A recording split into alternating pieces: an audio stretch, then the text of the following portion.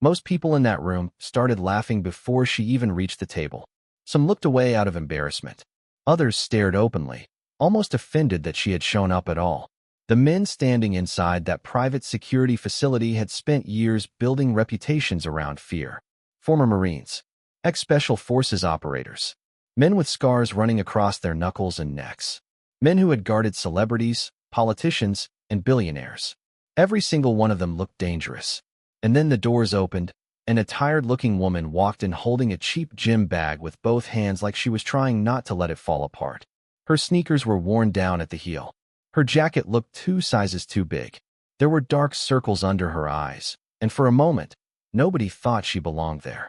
One man, near the back, even laughed loud enough for the entire room to hear him. Another leaned over and whispered, "This has got to be a joke." And strangely, she never reacted.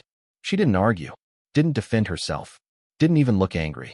She just kept walking toward the registration table while 30 hardened men watched her like she had accidentally stepped into the wrong building. What nobody understood at that moment was that this woman had spent most of her life learning how to survive rooms exactly like this one. The tryouts were being held in downtown Chicago inside a heavily guarded private training facility owned by billionaire tech CEO Nathan Holloway. Holloway was one of the most powerful businessmen in America. His company controlled defense software contracts worth billions of dollars, and after receiving several threats over the past year, he announced he was rebuilding his entire personal protection team from the ground up. Thousands applied. Only 40 were invited. Most applicants had military backgrounds or elite combat experience. Some had worked overseas in war zones. Others were undefeated fighters with massive social media followings. The competition had already become popular online before it even started. Clips of the applicants' training were spreading across the internet, and fans were already predicting who would win the final contract worth nearly $500,000 a year. Then she showed up, and nobody knew her name. Before we dive deeper, let us know in the comments where you're watching from. We'd love to hear from you, and don't forget to hit that subscribe button so you never miss any of our upcoming videos. Her registration papers said Claire Monroe, 38 years old, divorced, 1 child, no active security license, no recent combat records, no major achievements listed anywhere on the application. Even the trainer reviewing her file looked confused.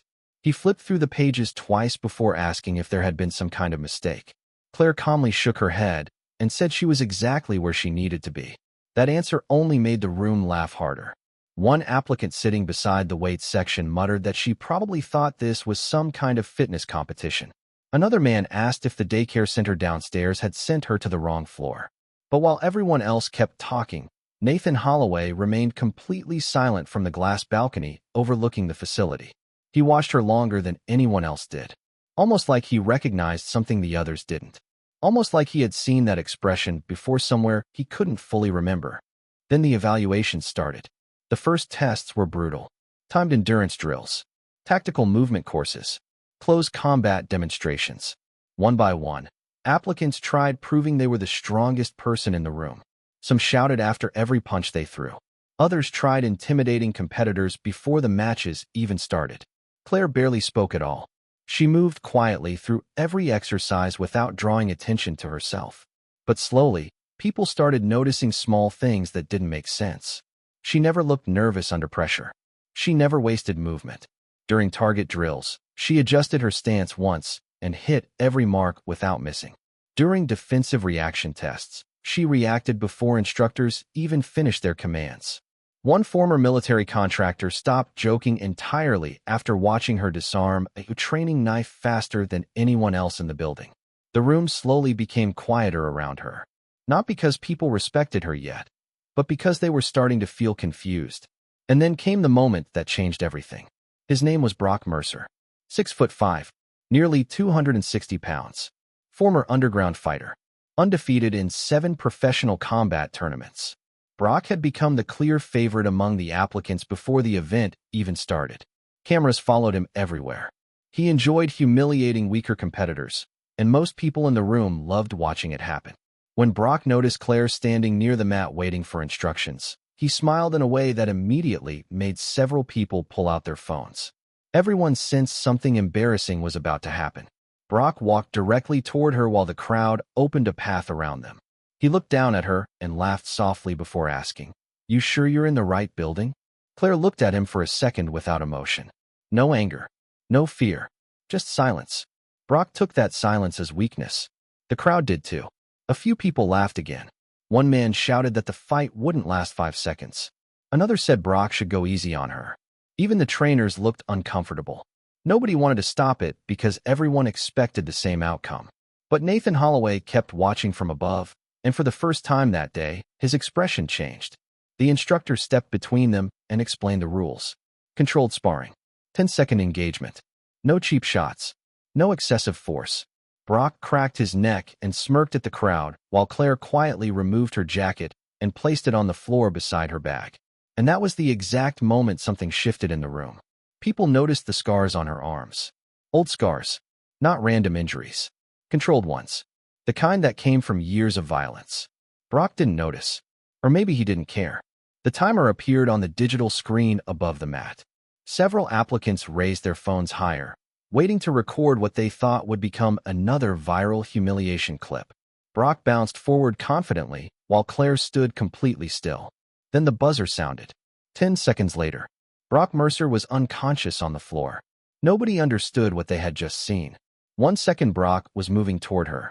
The next, his body twisted violently sideways before crashing face-first into the mat. The entire room froze. Several people thought he had slipped. Others thought the fight had been stopped early. But when Brock didn't get up, panic spread across the facility almost instantly. Security rushed forward. Trainers shouted for medics. One applicant replayed the recording on his phone over and over because he couldn't understand how a man Brock's size had collapsed so fast. Claire stepped backward slowly, breathing hard but completely calm compared to everyone around her. And high above the room, Nathan Holloway stood frozen at the balcony railing, staring down at her like he had just seen a ghost from his past. Because what nobody inside that building knew was why Claire Monroe had really come there in the first place. The medics rolled Brock onto his side while the room buzzed with nervous confusion. Someone kept asking whether his jaw was broken. Another applicant swore Claire must have hit a nerve cluster because no normal takedown could drop a man that size so quickly.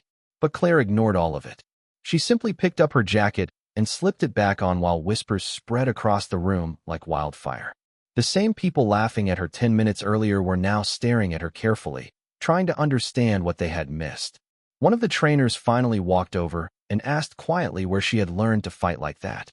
Claire looked at him for a moment before answering with only 3 words. "I had to." That answer stayed with Nathan Holloway. From the balcony above, he watched her more closely than ever. Because years earlier, before the money and security teams and billion-dollar contracts, Nathan had spent time around people trained in a very specific kind of combat. Fast, efficient, ruthless, the kind designed to end violence before it even properly started. And Claire had just used one of those techniques perfectly. Not like someone who learned it in a gym, like someone who survived with it. Nathan slowly stepped away from the railing without saying a word to anyone around him. But inside his mind, something old had already started waking up. Down on the training floor, Brock finally pushed himself upright, furious and embarrassed. His nose was bleeding slightly, but it wasn't the pain that bothered him. It was the humiliation. Cameras were still pointed toward him. Other applicants were pretending not to stare. Brock looked across the mat at Claire and clenched his jaw hard enough to make the muscles in his neck twitch. "You got lucky," he muttered. Claire didn't answer. That only made him angrier. Men like Brock understood aggression. They understood fear. But calm silence. That unsettled them, because it gave them nothing to attack. The evaluations continued, but the atmosphere inside the building had completely changed. Nobody laughed anymore. Nobody whispered jokes when Claire walked past. Instead, people watched her carefully from the corners of the room. One former Army Ranger even admitted quietly that her reaction speed was faster than most professionals he'd worked with overseas. Another applicant asked if she had ever worked government contracts before. Claire denied everything politely. No details, no stories, no explanations. The less she said, the more mysterious she became. But there was one person who refused to let it go. Brock Mercer. The loss kept eating at him. Every time somebody glanced in his direction, he imagined they were replaying the moment he hit the floor. And the worst part was Nathan Holloway had seen all of it. Brock had entered the competition expecting endorsement deals, publicity, attention. Instead, a woman everyone mocked had turned him into the punchline of the entire building. By the time the next evaluation phase started, Brock wasn't focused on winning anymore. He was focused on Claire. That became dangerous. The final simulation of the day involved live protection scenarios. Candidates were assigned to escort high-profile clients through staged threat environments while instructors introduced surprise attacks, fake weapons, and shifting escape routes. Most applicants treated it like a performance. Loud commands, aggressive movements, constant overcorrection. Claire treated it differently. She stayed observant, quiet, reading exits, body language, timing. Nathan watched every second from above. And then something happened nobody expected. During one simulation, an instructor posing as an armed attacker moved toward Nathan Holloway faster than planned. It was part of the exercise, but the timing was wrong. Even the staff hesitated for a split second. Brock reacted first, charging forward aggressively, but Claire moved before anyone else fully processed the threat.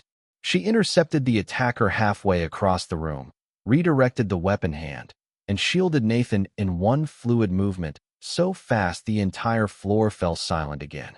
The fake knife clattered across the mat. The attacker hit the ground hard. Claire never even looked down at him. Her attention stayed locked on exits and secondary threats like she expected more attackers to appear. That was the exact moment Nathan Holloway stopped seeing her as an applicant and started seeing her as an answer. Because 6 months earlier, Nathan's younger brother Ethan Holloway had died during a kidnapping attempt overseas. Security teams failed. Protocols failed. Everybody failed. Nathan spent millions rebuilding his protection network afterward, but deep down he no longer trusted flashy resumes or loud personalities.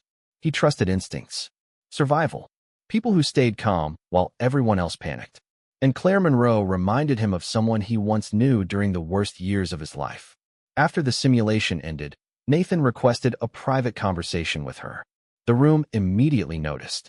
Applicants whispered among themselves while Claire followed Nathan into a secured conference room overlooking the Chicago skyline. Brock watched them disappear behind the glass doors with growing frustration. He couldn't understand why Nathan was suddenly so interested in her. None of it made sense, unless she had lied about who she really was. Inside the room, Nathan sat across from Claire in silence for several seconds before finally speaking. "Where did you really learn those techniques?" Claire didn't answer immediately. She looked out the window first. Then she sighed softly and said something Nathan never expected. "My husband taught me." Nathan frowned slightly. "Your husband was military?" Claire shook her head. "No," she said quietly. "He was dangerous." The room went silent again. For the first time since arriving at the facility, Claire's composure shifted just slightly. Not fear. Not weakness. Memory. Nathan noticed it immediately. Claire explained that years earlier, she had married a man named Daniel Monroe. Charming at first. Protective at first. Then controlling. Violent. Isolating. By the time she realized what he truly was, she already had a child with him and nowhere safe to go. Daniel became obsessed with survival training, combat techniques, weapons, and control. He trained constantly and forced Claire to learn alongside him. At first she thought it was paranoia. Later she realized it was preparation. Nathan listened carefully without interrupting. Claire lowered her eyes for a moment before continuing. "One night, he came home angry," she said. "And something changed." Her voice remained steady, but the room itself felt heavier around the words. "He told me if I ever tried leaving him, nobody would ever find me." Nathan said nothing. Claire continued quietly.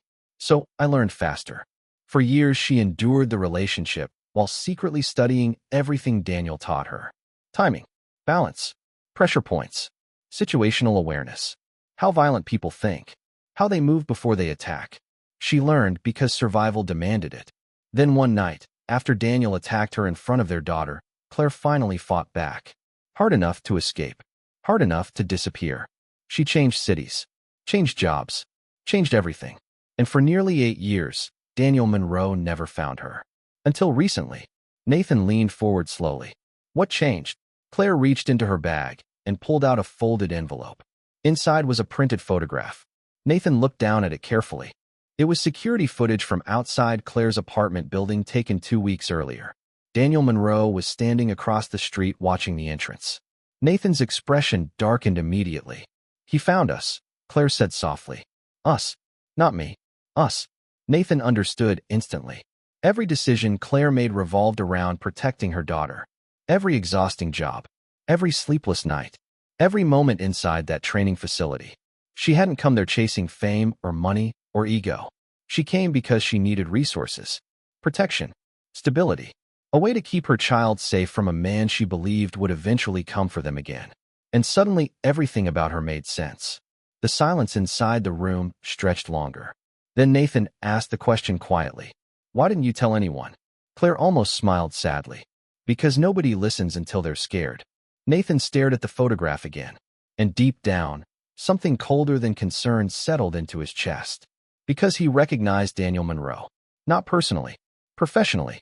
Years earlier, Nathan's company had contracted private tactical instructors for overseas security consultations.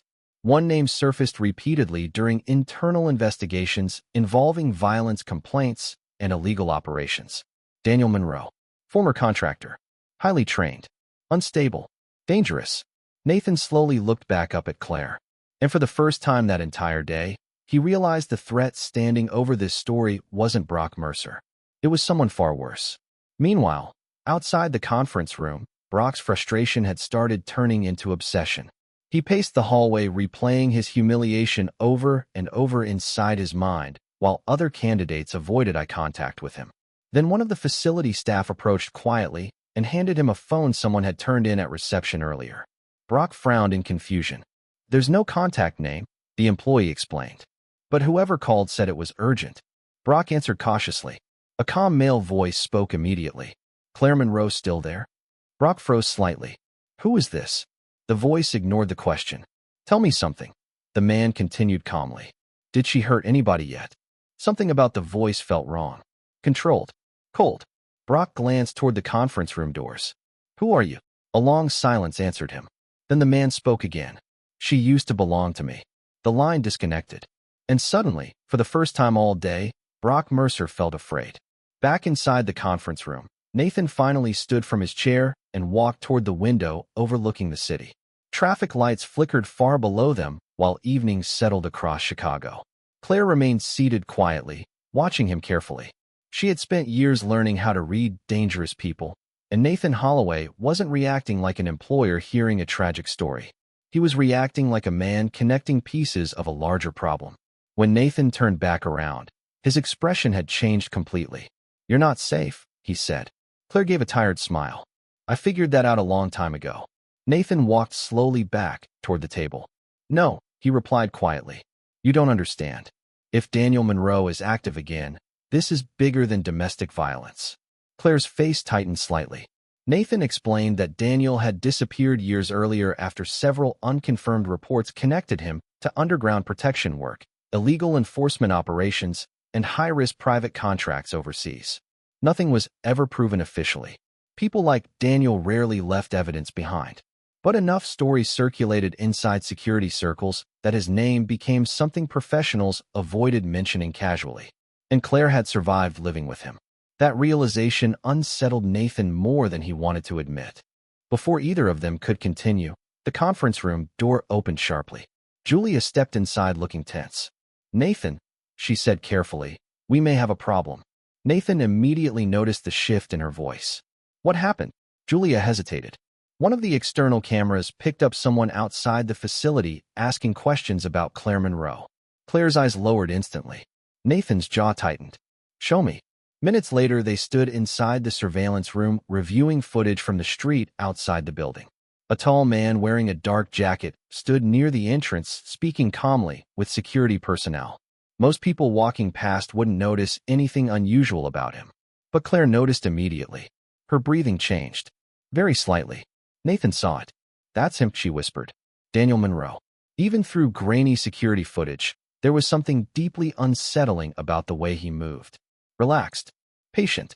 Like a man who already believed he would eventually get what he came for. One of the guards explained that Daniel claimed he was there to pick up his wife after a misunderstanding. When security refused him entry, he simply smiled and walked away without resistance.